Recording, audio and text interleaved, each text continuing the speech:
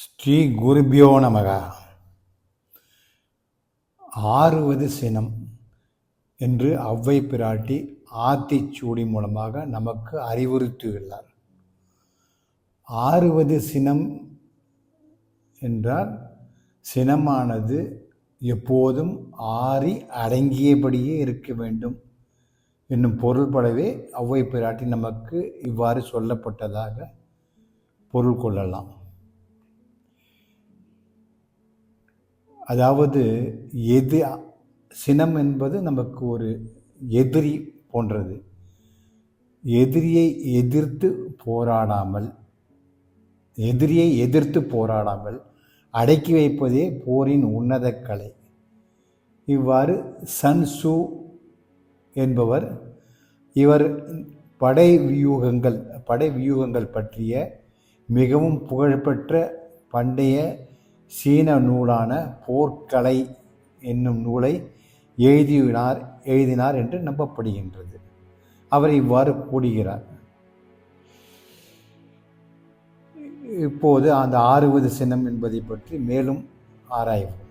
ஒருவர் தான் வெல்லவே முடியாத எதிரி என்று கருதப்பட வேண்டியது அவருள்ளும் மற்றும் ஒவ்வொருவர் உள்ளும் குடிகொண்டிருக்கும் சினத்தின் தன்மையே ஆகும்.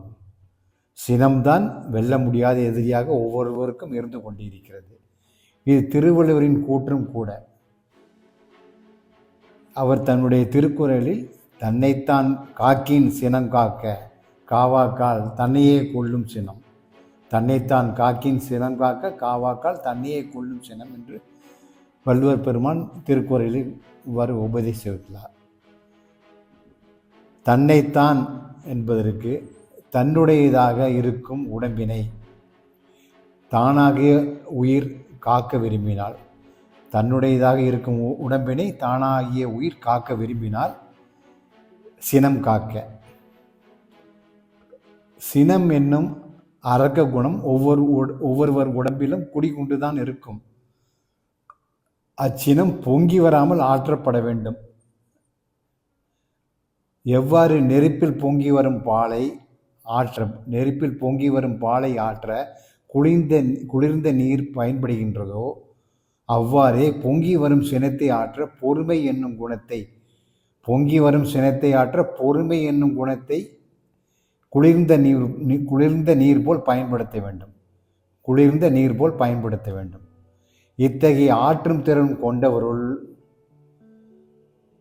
ஆறுவது சினம் என்னும் ஔவையின் வாக்குக்கு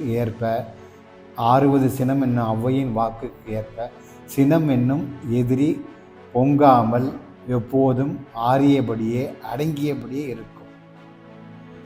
அதன் மூலம் இத்தகையோர் தன்னுயிரால் தன் தேகத்தை காத்து கொண்டவர்கள் ஆவார்கள்.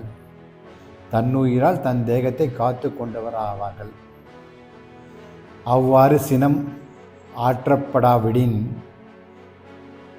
காக்கப்படாவிடின், அதாவது எதிரி என்னும் சினம் அடக்கப்படாவிடின் எவ்வாறு பொங்கி வரும் பாலானது ஆதாரமாய் விளங்கும் நெருப்பையே அணைத்து விடுகின்றதோ அவ்வாறே அடக்கப்படாத சினமானது தன் தேகத்திற்கு ஆதாரமாய் விளங்கும் தன் உயிரையே அணைத்து அழித்தும் விடும்.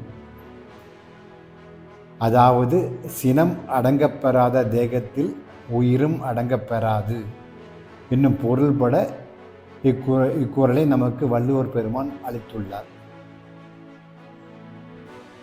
புத்த பிரானின் ஒரு உபதேசம், கோபத்தை ஆற்றாமல் அல்லது அடக்காமல் பிடித்தே வைத்திருப்பது என்பது தாம் விஷத்தை குடித்துவிட்டு மற்றவர் சாவதை எதிர்பார்ப்பது போன்றது என்னும் பொருள்பட நமக்கு உபதேசித்துள்ளார்.